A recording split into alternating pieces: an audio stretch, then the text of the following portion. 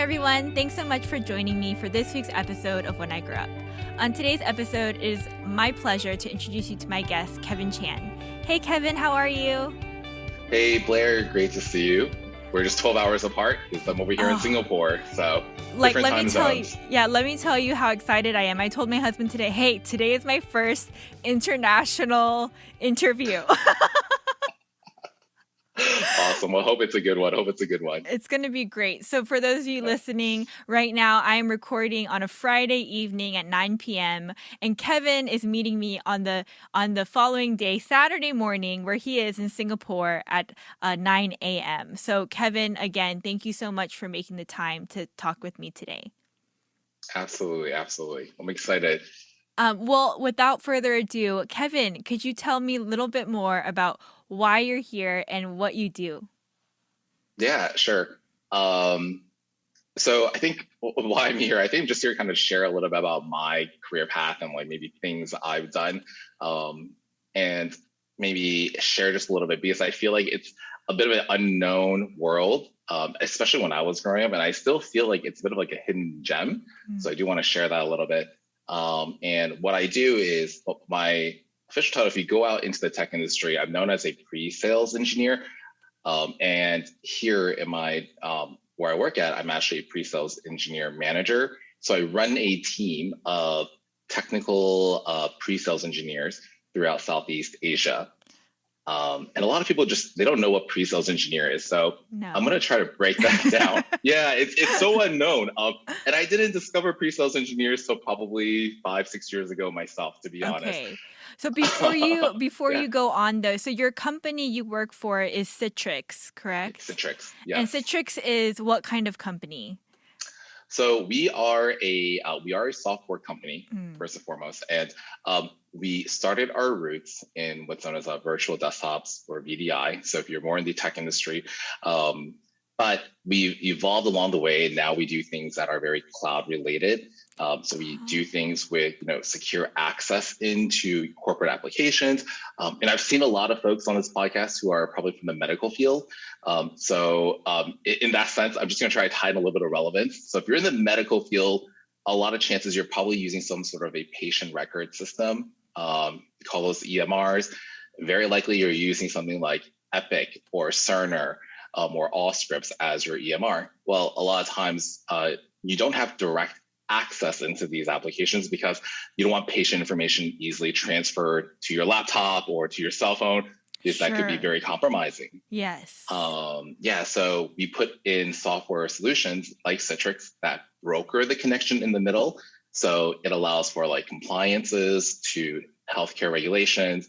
You can put in enhanced security features so that you can prevent data leaks to come out.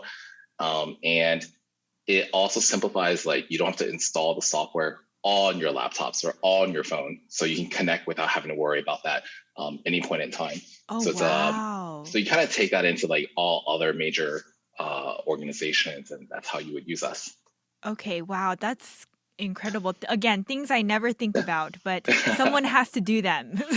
Yes, it's there.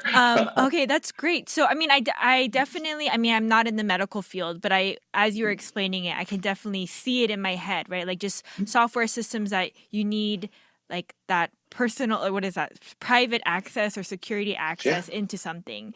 Yes. So Citrix does a lot of different softwares, but you're just saying that those are some of the ones that are familiar to people. Yeah. Possibly. Okay. Yes. Okay, so let's go back to what you were saying. So now you're a pre-sales engineer manager, is that right? Correct. Yeah. Okay. That's right. Great job. I'm like, what is this title? Yeah. So so in pre-sales, there are probably 4 functions that we deal very regularly in. So the first thing is we are what we call like a technical consultant. So we do a lot of work with our customers before they buy our solution. We want to talk to them and understand, well, what are the problems you're facing? And this could be both from the IT team or it could be from an actual business unit. Right. And so because like, for example, the systems we provide, the people that are using it at the end, like in the healthcare system, like the healthcare example, it's usually doctors and nurses who are having to use us on a regular basis. So in this case, we have to be consultants and we have to understand, well, what are your employee challenges? And then also from a IT side, what are your challenges and what are you trying to fix? That being one. And then we also have to be technologists. So like we can't just know Citrix. When we talk to a customer, they want to know a true like end-to-end solution. So there might be gaps in the solution that it's not something Citrix can do, but we can play an advisory role on how it could be done. And this next part is probably the best part, but like once you kind of bundle that all together, you have to go back and present this information back, which is the storytelling piece is how do I make what I know we can help you fix and make it relevant to you? So being able to story tell that. And the last part, which is probably not the most glamorous portion of this job, some people love it, but it's a bit of what we call the sales, because we do have sales in our title. So part like I am, for example, a lot of pre-sales engineers are on a partial sales commission based role. So I have a base on the sales side, but my sales typically is making sure I have good relationships with my customers and keep that open, not so much on the actual dollars and figures and the commercial piece, but making sure I keep good communications with my customer. I'm proactively working with my partners. Internally, we're making sure that when we talk to our product managers, I'm very proactively raising up what we need because our customers need it today and we might not be able to fulfill that. Okay. So as far as clients go, like, are you responsible for finding these customers or clients, or does your company help you do that? So our company does help us do that. Okay. So I think a lot of large software organizations will have what they call a demand generation team, demand gen team. Yeah. So they do a lot of like prospecting. They go through customers. You'll get databases of information that'll say customer XYZ uses the following solutions, and then we'll try to reach out if we have a good fit or if maybe we're going to compete. The other things we do are probably talk with Citrix rarely sells directly to a customer. It's in a resell motion. What is that? Oh, that's great. So within our industry, so Citrix as a company, we're about 10,000 employees globally. Okay. Now, the problem with that is there's not enough people on the ground to actually talk to every customer that's out there. So similar to like how you have those brick and mortar stores, there's a reseller in the middle selling products in retail. For us, it's very common in the tech industry to have a reseller in the middle where we work with and they resell our solutions. That makes sense. Yeah. That's efficient. And we need it. We need it honestly because of like language requirements. So like, sure, I'm based in Singapore. Yes. We have an office in Korea. We have an office in Japan, China, but we just don't have enough people who have all that skill set or that relationship with those customers. Right. Being one, and also legal reasons, legal and financial reasons. Okay. That's interesting. I'm sorry, my face and my vocabulary is me like I'm not familiar with the tech world at all, but I find it always extremely fascinating. And this is me trying to just piece together everything that you're saying at one time. But, no worries. But this is so great. Kevin, so you had mentioned before and you started talking about it, but you said your management role is in this like Southeast Asia. Is that what you were saying? Yeah, it is. So the region, we call it ASEAN, which is an association of like Southeast Asian nations. So my particular patch or region that I cover is everything Southeast Asia related. Okay. So in a management role, are you managing a team of people or what does that mean? Yeah, no, that's great. I have 9 direct reports in my current role. And in Singapore, I have about 5 team members here. And then the other 4 are based out of Indonesia, Malaysia, Philippines. So they're a little bit spread out in that sense. So sorry, that Okay. means I have 6 in Singapore. Okay. Okay. Cool. Yeah, So, I want to ask you about your management role, but before I do that, sure. so you were going through kind of some of the details of what your title kind of means, but what does a Mhm. typical day look like for you then? Is it like in pieces of what you were saying, or Mm. does it look different every day? Yeah. So it's I feel like every day is a little bit different. I Mm, do feel like every day. And so like I'll say this, I think there's like an 80-20% rule. I think there's a 20% of my job that is very repetitive and very okay. cyclic. And it's Okay. like, and those are things like I have one-on-one meetings with my direct reports. Maybe they're having some challenges with a current opportunity. So we kind of we have just conversations on like, all right, what are some of the next steps we could take? Um, or like career progression conversations with them, Mm, and things of those nature, or like maybe they need assistance with something. They might be missing a sales rep at the moment, and so to cover a patch, it's tough. So I try to help out with what I can and I offload see. stuff. So that's like the normal stuff, or you know, paperwork. And then the other 80% is a little bit different. 80% of the time, I am, strategically planning out, hey, with an account that is willing to spend multi-million dollars with us, Mm-hmm. uh, no one's just going to whip out that cash and say, here you go, we're buying your software. Sure. There's a lot of planning and strategy before that. So what are some of the challenges this customer's having? What is going on in industry? What were their financial statements like? Do they have a budget or plan set out aside? And then you have to talk to the IT team or get to the C-level Mm, executives. So I always enjoy talking to like the C-level executives. So I think everyone here is about a CEO or a COO. But in tech, we also have C-level executives for the CTO, who's the chief technology officer, who runs the general strategy of technologies used in the organization. wow. But that, Okay. yeah. So then we also have like a chief security officer or information security officer. So you have CSOs, CISOs, CIO. So like there's another half of the C-level executives that are very direct Mm, touch with security and technology related topics or focus areas. And so we try interesting. to plan out how to engage with them. Yeah. Okay, okay. Man, there's a lot of planning and I feel like a Mm. lot of strategizing for especially with such big um like clients and Yeah, customers. it It's is. so crazy. So it's huge because like we're in about globally, I would say if we look at like the Fortune 100, Mm-hmm. um, I don't know which is the 1% we're not in, but we're in 99% of Fortune 100. So I've yet to find out like who's the one Yeah. customer in that 100 that we're not in.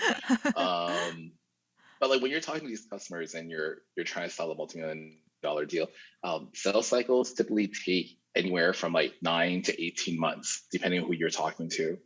And so like that's why like there's so much planning because Mm, everything needs to fall in the right place to okay. get that to close. And that's a lot of work. Like if you're going to put 6 people, 8 people on this opportunity and it's going to take 9 to 18 months to close, that's a lot of commitment up front. Right. So So, like, yeah. do you, I mean, it sounds like, I mean, I know with any kind of work, there is its own stress and pressure that Mhm. goes along with it. But from Yep. what it sounds like, in this management role and having these big client or big, what do you call the, not clients, what am I trying to say? Sales? Customers, opportunities. So when Okay, we yeah, have big these opportunities that come up, opportunities. Yeah, like, yep. is there an added stress and pressure for you, like, as the person trying to sell this product? Yeah. So numbers is a really big pressure. So Uh-huh. especially in the sales organization. So my sales engineers, um, they're also stressed out about their numbers Mm, because that's like the performance of their patch, sure. and so and also their pay and their compensation. So like their part of their livelihood is based on if I sell enough Mm, software, then I can make my pay. mm, Um, and so that's one of the challenges. But it's we usually have a blend. So there's a mix of these strategic opportunities, these long-term deals that we work on, and then what we also call run rate deals, which are like, a customer has already bought us. Maybe they have like 1,000 licenses or something, and something like a pandemic hits, and they say, you know what, I need to put everyone at home, but that means I need like another 500 licenses. And so that's what we call run rate. They just say, hey, give me 500 licenses. We already know your solution works. We just need to expand it. So there is some of that to help buffer that stress of that number. Interesting. Yeah. So I guess the pandemic was like in your favor, kind of. In those situations. Yeah, in those situations, yes. Like very humbling, and we're very we don't want to take advantage of the situation, but I know we were in a very sorry, privileged. That came off wrong. Yeah. So sorry. No, because I'm sensitive because like some of my friends who are in tech, they weren't as fortunate based on what they were working on. Sure. And some of those things. And so like we know we were very privileged, and we're very fortunate. And so it's one thing we realized, and it was so busy last year, and I haven't figured out last year was busy because the increase in demand versus like shifting everyone to work from home, and then right. Like figuring out how to work, like what is my balance working from home, and I went through like a whole elaborate desk reconfiguration to get to what I wanted. Right, yeah. And I would imagine working in sales, like, and working from home, like, 'cause, one of the biggest issues that as talking to a lot of career professionals during the pandemic has been like the lines start to blur, right? And you can't really separate your home life and your work life. And I would imagine in sales, like, you're constantly working with clients and people, and then it's like if you're home on top of that, it just kind of never stops. Like you could just keep working, You could. Man, it's a heavy year for you guys. It's crazy. Yeah, no, you have to avoid the burnout. The first 3 months is like, all right, guys, like we're gonna rally together, team, and we all in the same boat. We're going to do a lot of virtual happy hours, and you're in sales, so people are going to be drinking. And then after that, like month 4, month 5, people start blurring the lines, and you have to start taking back control of your schedule. So I purposely like now block out blocks of time in my calendar for just me. Even though I don't have a meeting, it's an hour and a half of catch up on this, an hour and a half catch up on this. And twice a week, I'll block out my lunch hours, because I don't just work with my Southeast Asia team. I also cross collaborate with people in Australia or India. And between that, I have about a 3.5 hour time zone gap. Yeah, so I try to block out. That's crazy.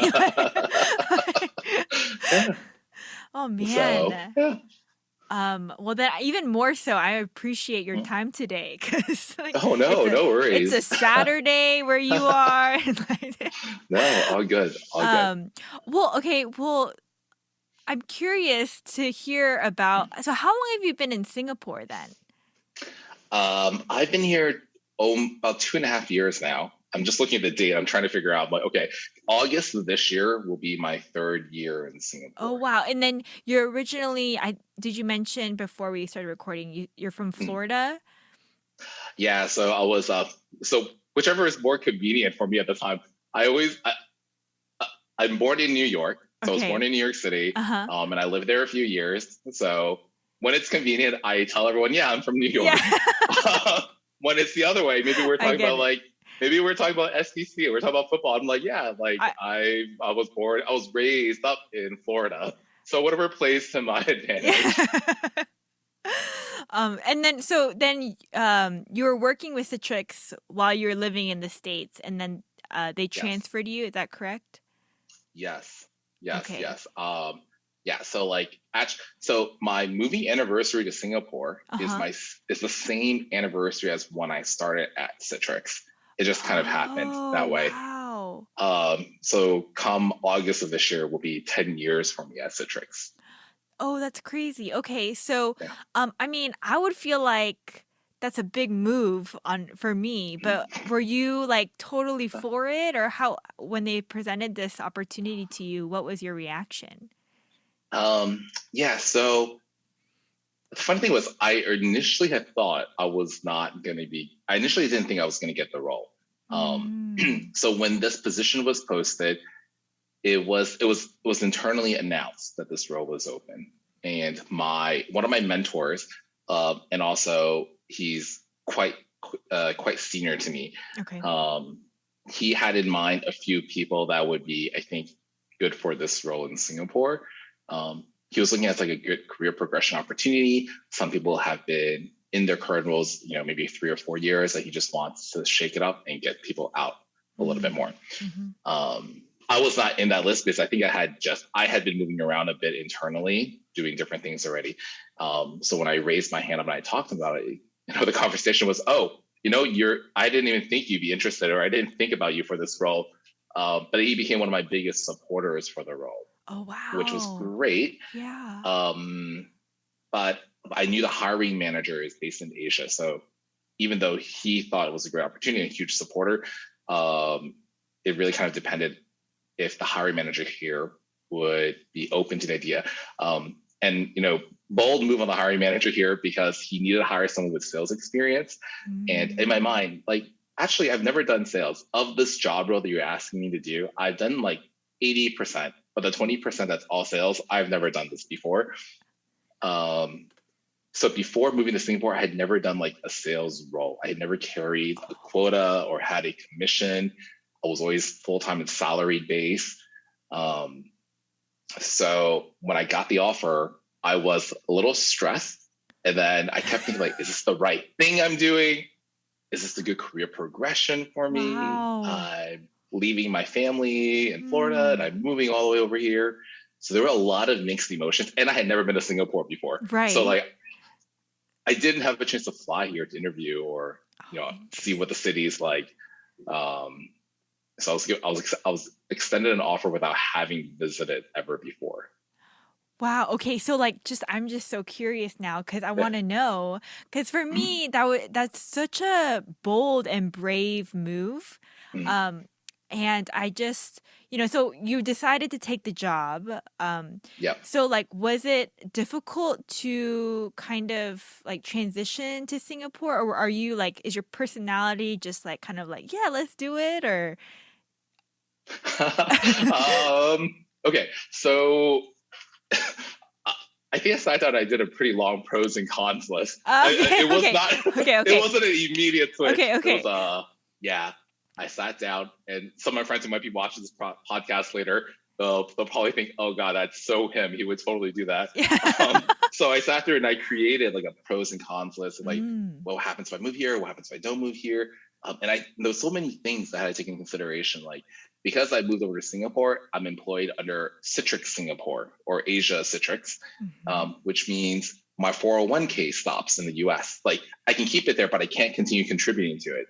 So, when I was 25 and doing this, I probably would never have thought about that. But, as I was sitting into as I was moving into 30, 31, I was like, you know what? I have this going here. I'm trying to build up my retirement nest. I was thinking about buying a house at that point. And I had talked to my family about, hey, maybe relocating to Atlanta, because I was actually Atlanta is still the end state goal. That's where I kind of wanted to settle regardless. So now suddenly that's been pushed. Yeah. So Atlanta's a good happy medium, and I love the city. I love what it has to offer and the conveniences of it. So now that's all paused. And I had just bought a car that was a year and a half old. And I'm like, all right, now what I'm going to do about my car? So there were a lot of stressful things that came up. And zero regrets. If I had to go back and redo that whole decision, I would do the exact same, what I just said. And I would have picked Singapore as my final decision going through this particular experience. Okay. Why do you say that? Is it because Singapore is great, or the job's great, or a combination of the both? It's a combination of the both. And the biggest things here, I think, is there's only a certain portion of your life I feel you can move around and try something different. And so I feel when you can do that at a younger age, and here's the thing, I still have colleagues who are in their 40s moving to Singapore, and they've uprooted their life and moved here. So I think whatever you decide is your age, you can move at any point in time. I think that's just a mental number in your mind. So if you can do it, get it, because it's a really great experience when you can do it. And Singapore is easy because mostly you can get around in English. So language wise, it's quite okay. but there are like the mini conveniences of like if you go to a restaurant or like a hawker, maybe the auntie or the uncle there speaks more Chinese. So like sometimes you might have a little bit more advantage if you can speak another language here. But the reality is it's a pretty large expat community here. So it's relatively easy to move and get adjusted. And I will say, like, even if you move somewhere and you're not comfortable, short of it being like just a bad move, but like if you sit there and you think back, I am getting some experience, I'm learning something different, give it a year. You just have to give yourself a year, whether it's professionally and try to maximize that experience. Because otherwise, I think you shortchange yourself if you don't give yourself a minimum of a year. And most people will give yourself like 2 or 3 years, like then you feel like you're really getting that experience. Yeah, no, I agree. And I think that's really great advice because, I mean, not to say that people with families can't do bold and crazy things like move to another country, not to say that, but I will say that as somebody that has settled down in the suburbs of Atlanta with my 2 children, living comfortably, I'm like, I don't know if I say I regret it, but I feel like there are things that I could have done at a time where I was single that I can't do now, and so I think, what you just said is totally right on point because, it's like, why not? Why not? Yeah. Just why not? It really is. It is. Give it a chance and take a little bit of a risk. I don't know. I feel like a lot of Asian households, maybe it's unique more to me, but I feel like a lot of Asian households are risk adverse and like, oh, go for like the safe route or like go for the thing that gives you the best consistency. At least that's what my parents, I felt like, always said. Oh, yeah, Kevin, we're putting you through school so you don't have to work at a Chinese takeout. Don't you dare go back into a restaurant life. And the worst thing is I'm thinking like, oh, it'd be so great to open up like a restaurant now. But like the things like that are like, all right, you have to be a doctor, a lawyer, or this or a profession. And, and it's, I'm glad that like this generation is breaking out a little bit more and trying different things. And we have a broader view on things that you can try and do. And it's hard moving with the family. I've seen colleagues here who've moved 2 or 3 kids. And so they're trying to figure out like international schools for them and scheduling and just because you're moving, maybe your spouse or your partner that you're moving with, like one of you might have a job and one of you might not, because maybe it's an internal move. So like, there's no guarantee that both parents will be working. Right. Yeah, definitely. Man, those are all things that goes on the cons list for me. yeah, it really is. It really Oh is. man, and I don't think you're off base to say that, majority of Asian households have that kind of mentality, right? It's like, I mean, I'm a planner to a T, and it's like I don't like quote unquote failing, but I'm learning that failure is a good thing. It's okay. Yes. It's good to fail and to learn. But anyways, my point is, I think definitely what you were saying about how we are older generations, they want to see us succeed, and usually in their minds that means taking the safer route, and I agree with that. I don't think you're off base in saying those kind of things. But Kevin, since you were talking about a little bit about your childhood and how you grew up, and I was wondering, could you just take us back, like, to the beginning, college, right out of high school? Like, what did you study, and what were your thoughts going into college, and what it is that you wanted to do in the future? Yeah. So I graduated high school, and then I went to University of Florida. And this is probably where that Asian mindset comes in very strong. My first semester, I declared chemistry as my major, and I was going to go down a med track. I was planning to go down medicine. I don't think I knew any better, to be honest. And I was decent in chem. Like I did okay, to be honest. And then I think at the end of year 1, I was like, you know what? I don't think this is for me. I think this is something that's more like my family would like for me to do. My parents. Oh, wow. My sister is very different. My sister has always chartered her own course and done her own thing. So, but mainly it's like my mom, the aunts and uncles out there, and my cousins who have now started college already. Oh, and so is doing this, or so is doing that. Sure, yeah. Yeah, and so I started off in chem major. By the time I graduated, I had gone through 4 majors because I couldn't find something that I really liked. That's crazy. 4? Yes. I had gone through and declared.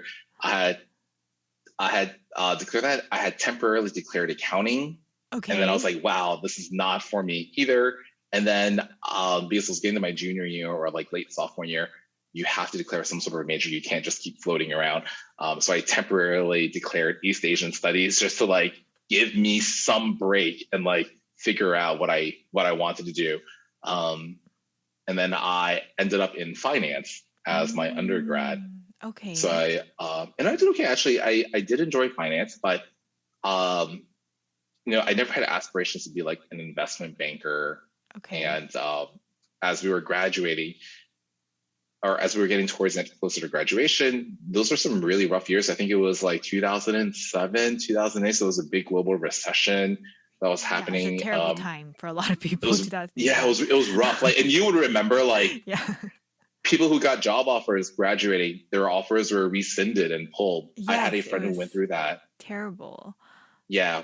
And I had a friend that went through that, and she actually went back to school. She went back to UF, and she was doing her master's, and she landed in this degree called information systems. And so then she was like, hey, Kevin, like, if you want, you should try a couple of these classes. I think you would really like it. And a lot of people actually end up loving the information system classes and ended up doing that as my master's. So we had a program in undergrad where you could start your master classes in your senior year. Oh, wow. That's cool. So that's what I ended up doing. I ended up taking some of my master classes my senior year, and then I continued. So I just continued with the master's program and got my master's after, like undergrad and master's together was 5 years total. So that was the nice part, was like, there are these programs out there. Yeah. So that's it. Oh man, I should have got, because I did 5 years at Georgia, but go Dogs, journey. By the way. But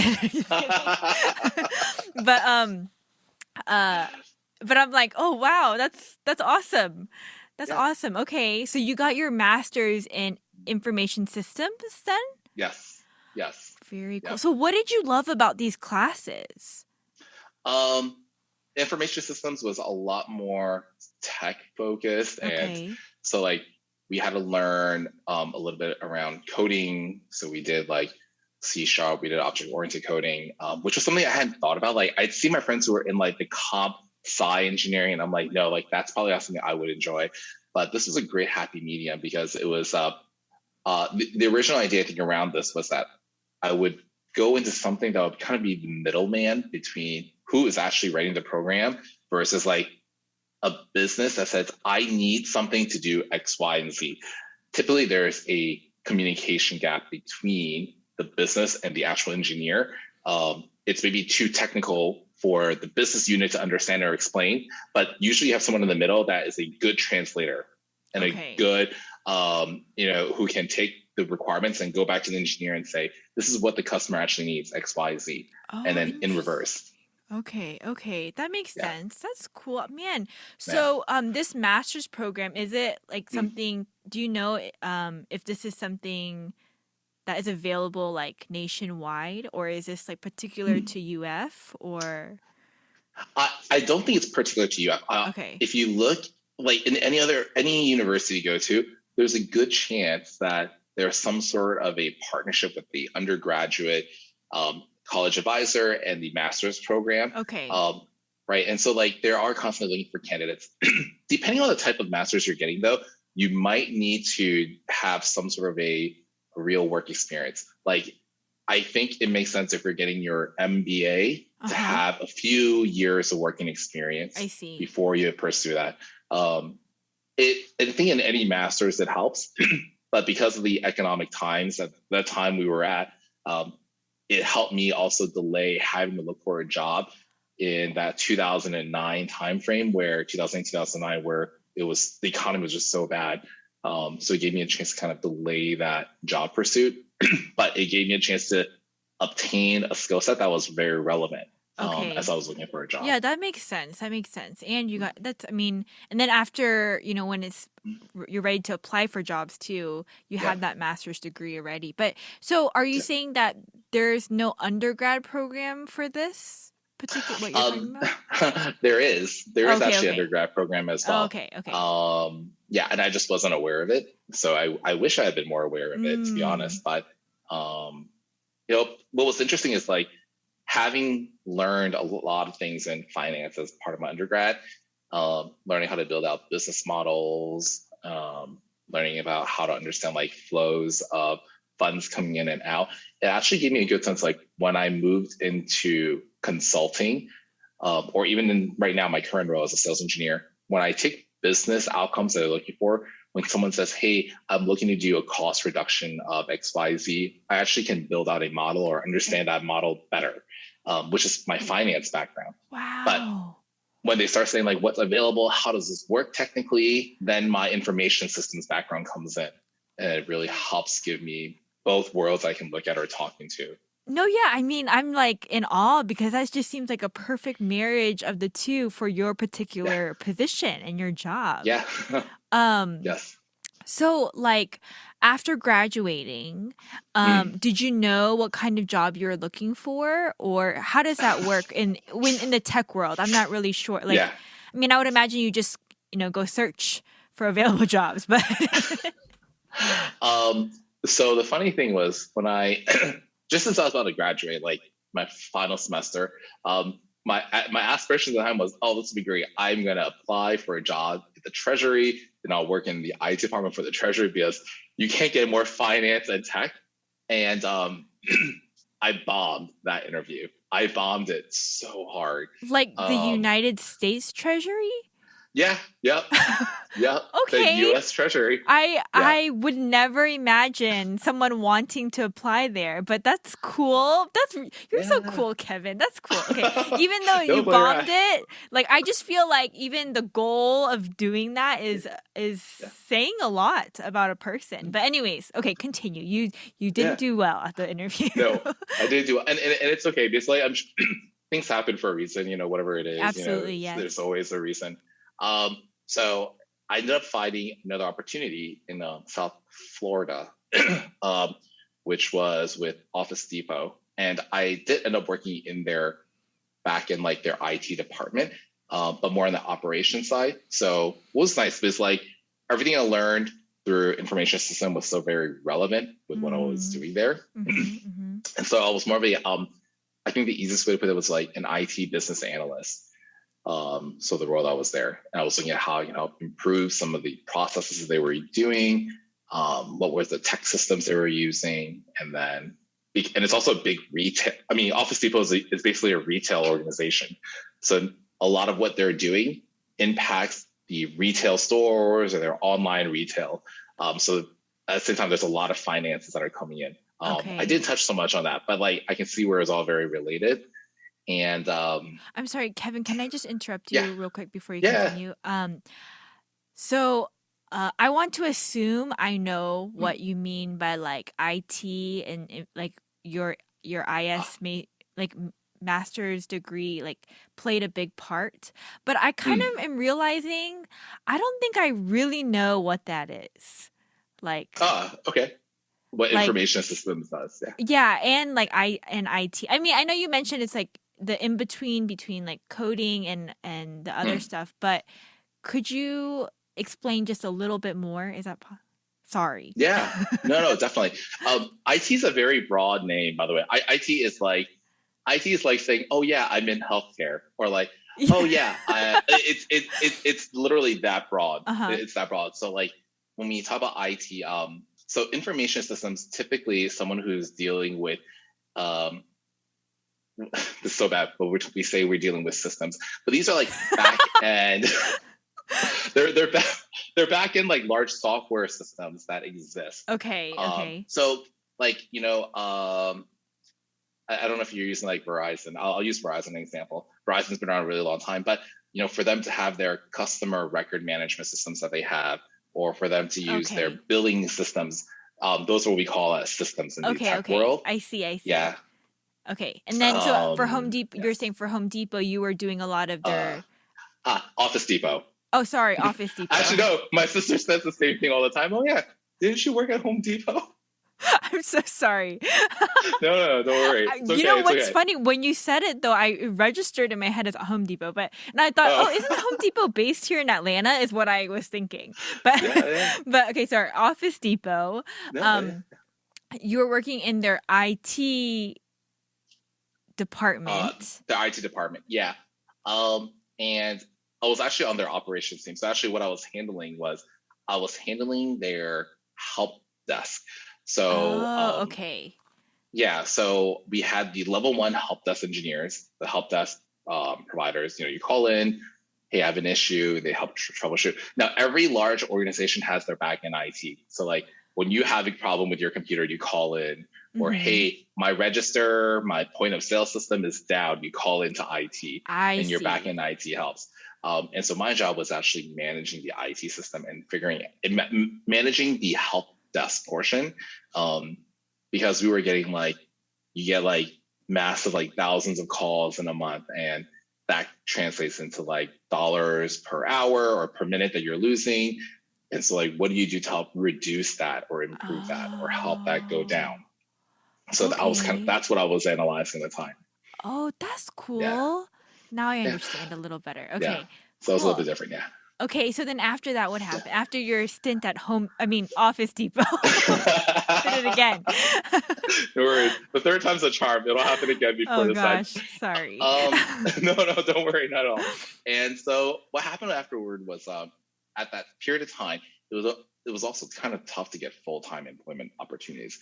Okay. So I was actually there as a contractor. Now, I didn't have a fixed end date to my contract or anything.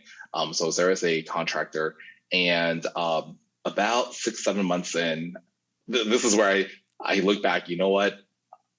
I'm very happy with the decision I made. But about 6 or 7 months, I decided, you know what? This isn't for me the long run, so I should start looking around. And because I'm already in South Florida, let me see what's open in South Florida. And so then I touched on my resume. I updated with the new things that I had done at Office Depot, and then I started applying around. Citrix came up, and it's one of the biggest software companies in South Florida. So I thought, why not let's see what they have, what some of the opportunities that are there. And it was an online application, and I applied to an operations role. And in my mind, because I've been in IT, I was like, oh yeah, I know what IT operations is. I interviewed with the recruiter, and 15 minutes in, I stopped him. I said, hey, I'm so sorry. I think I've applied to the wrong job. And while I had taken as operations, I was assuming it was the IT operations, XYZ. And the conversation stopped. He goes, no, I really thought this was a very odd, we're having a really great conversation, but in my mind, I kept thinking your resume doesn't match up exactly, but thought it was worth having a conversation. And I said, I'm so sorry. I know it's been 15 minutes, and I don't want to waste your time. And I said it was very sincere. I was just I don't want us to go down to a rabbit hole. It's not something I want to do. And I was well, can I pass your resume to another manager who might be interested? And it was the manager in consulting. And at this point, I had no idea what consulting really was. So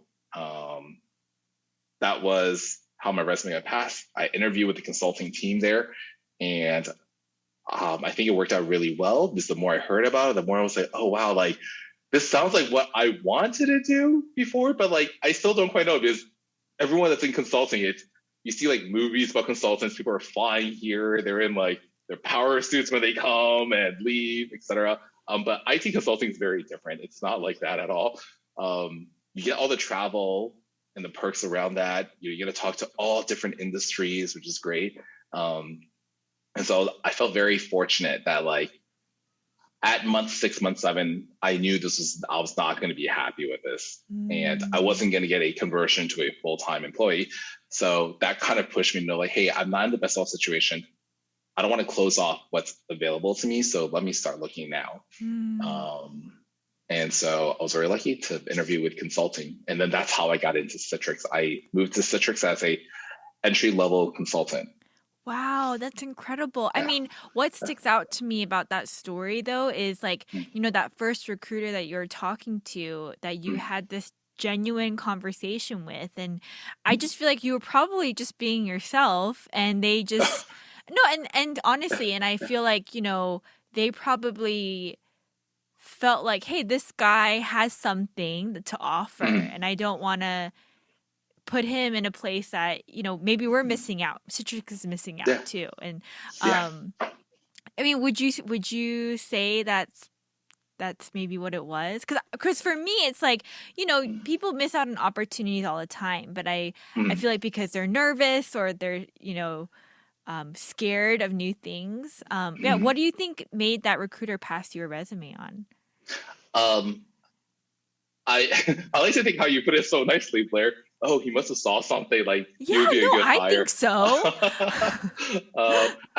I think that's a very true statement. So like, I've done a lot of college recruiting. So like after I started with Citrix Consulting, we have a huge a university recruiting program at Citrix.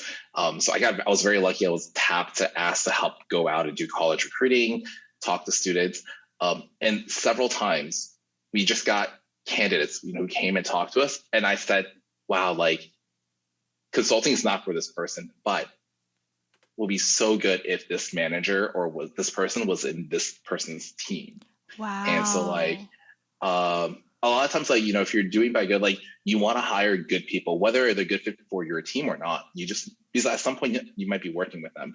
But also like you care about the company you work for, you want to recruit talent and you want to like help people out and get them into those right roles because they're also just very genuine. And, it's university recruiting. It's scary. It is so scary. Like I've talked to college students and I say, hey, you know what? I know you're nervous, but like, just take a quick, like 30-second breather. Like I've been in your shoes. I know what it's like. So we'll just have a really good conversation and, don't worry about it.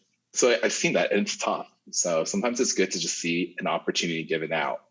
Yeah, no, that's great. That's great that you say that. And the fact that you've even experienced the recruiting process, because I'm sure, people listening right now, looking for jobs, they're thinking like, what is it? What do I need to do differently? Do you have any, other than just, being genuine and being, I feel like in the moment, right? Like not missing that moment of talking to somebody. Do you have any other advice when it comes to, those types of like looking for a job? Oh, God. So many, because I helped recruiting out for like 3 or 4 years easily. So like a lot of things around like preparation. That's a huge piece. I think like I've gone to so many different preparation is huge. There's so many colleges that have like career resource centers where there's a lot of time being put in helping you make your resume better. And for everyone that's out there laughing about, oh, I don't want to go to that resume workshop, you're missing out. Like you have no clue how far and how bad you're missing out. You should take advantage of that. I'm looking back and I'm thinking like, no, absolutely. Because you'll look back and say, oh, the people who got jobs and they're doing they took advantage of all the resources available. Mock interviews, people who go like, oh, like, I can interview well. I work well under pressure. Nothing like preparing and practicing for interview because you're bound to get some question that will throw you off or you haven't heard, you haven't thought about, but like if you've practiced going through mock interviews, it helps so much more. And the reality is like when you're going through an interview, like your interviewer doesn't expect you to know every question. Honestly, there's going to be bound something where you have to pause and stop and ask a clarification or something. So that's one thing. And know the role that you're applying for. Like if you have friends you can reach out to, you kind of understand the role a little bit better. That helps a huge amount. Yeah. It's all part of your preparation. And like, do you know you want to do this? And how does this work? And what are my plans around this, etc. Yeah, no, I mean, real talk, you guys. Like, don't go into don't go into something thinking you already got it because the chances are you don't. I mean, that's just real, and I feel like I mean, I don't really know, but just looking at the like at younger generations today, I feel like there is this kind of entitlement that happens. I could be pushing boundaries right now. Don't at me, people. But no, I mean, in all honesty, I guess I just kind of get that vibe sometimes that, um, yeah, there's like an entitlement stance a little bit, and I think there could be, I mean, I'm sure you've seen it and experienced it firsthand, the lack of preparation on some people, and then you're kind of like, well, Yes. why are you here? You know? Yes. Yes. And remember, every interaction with the organization is a interview, like before you're hired. And so like I had we were looking for someone within Southeast Asia, a sales rep. They had a conversation with my sales engineer, so one of my direct reports. In the conversation, it came to me when I was debriefing with my sales engineer. Oh, yeah, when the person found out that I wasn't the sales engineer manager and I was just the sales engineer, they completely just disengaged. And I was like, no, that's terrible because, I don't know if that person knew, but they would be working together very extensively. Right, So I'm like, yeah. that's not a great way. So just remember, like every Yeah. interaction, No, yeah, every interaction is this is important. great advice, and I feel like in my comment about a younger generation being entitled, I didn't Oh, mean it like that, but what I yeah. really do want to say is that I feel like a lot of people come on this podcast and truly give genuine advice and Mhm. experience from their own lives on how yeah, they can help people listening. And so, Mm. Kevin, I'm really thankful that for your honesty just now, Okay. No worries. in sharing that. And the millennial thing, I think the generation thing, I get it. I've seen it. I really have. It's like we're in the millennial generation, but like Yeah. in all honesty, we're quote unquote we're the Oregon Trail portion of the millennial generation. But it was very interesting because when I did college recruiting, I did have those 2 years where I felt like the people I was talking to, the college kids and the university candidates, they were that extremely entitled portion because So for example, interesting, right? yeah, so typically I think like people your age, my age, like plus minus 2 years, still within that millennial category, we don't have that entitlement perspective, not as much. And then you get to a few years younger, maybe 6 7 years younger than us, and I feel like that just where did this come from? So crazy. And then after that it goes away again, it decreases again. So I think part of it like is it's not just the kids and the parents. It's not just the kids. It's also the parents. Like don't and entitle your kids. I'm trying my best, with my own children, but well, Kevin, I appreciate again all your time today. Before we wrap up our time together, I was wondering, can you share with me maybe something that you don't like about your job? Your least favorite thing? Oh, yeah. This will always be part, I think, of any management role, but I generally do not enjoy putting someone through like what we call a PIP, like a performance improvement plan. And it's because you're messing with someone's livelihoods or et cetera. But the reality though is what I've come to terms with. This is what I've come to terms. So like sometimes you have to put someone on a plan because they're not delivering, they're not performing up to standards, et cetera. And I've come to terms with it in the sense that they probably don't want to be put in a position where they're constantly getting scrutinized 24/7. They're constantly being told, hey, you need to do this slightly different, because they're probably not going to be in a happy situation. It's a very uncomfortable situation to have. And true to our generation, I'm also a big Harry Potter fan. And I've always told people the first time I put someone on a plan and the first time I had to let someone go, it was a bit of like a Horcrux situation where like you felt like a piece of you dies, like, and then you start realizing like it's tough, like it pulls at you, but then you start eventually realizing like that person that has left has found something that they're happier with actually, and now they're flourishing in what they can do better in. It's still a very uncomfortable process, regardless how you put it. it's extremely tough to tell someone they're Yeah. not doing a good job. So Yeah. I would imagine that's extremely challenging. Yeah. Well, I mean, then you have to tell me then before we go, what is Mhm. the thing you like most about your Well, I job? know I left that on a very dark note. So no, the things that I really enjoy about what I get to do is I do get to work with some very, very smart and brilliant people. Mhm. And my passion around technology. So like I know I'm very lucky to be working in an industry where I have a strong passion in, and and I get to see what's new, what's coming down. Where is the technology sector evolving?